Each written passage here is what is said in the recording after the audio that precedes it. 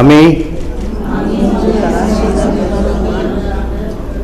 সংসদ সদস্য নির্বাচিত হইয়া সশ্রদ্ধ চিত্তে শপথ বা দৃঢ়ভাবে ঘোষণা করিতেছি যে আমি যে কর্তব্যভার গ্রহণ করিতে যাইতেছি তাহা আইন অনুযায়ী ও বিশ্বস্ততার সহিত পালন করিব।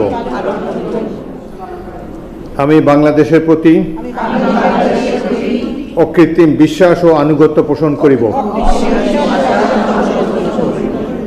এবং সংসদ সদস্য রূপে আমার কর্তব্য পালনকে ব্যক্তিগত স্বার্থের দ্বারা প্রভাবিত হইতে দিব না।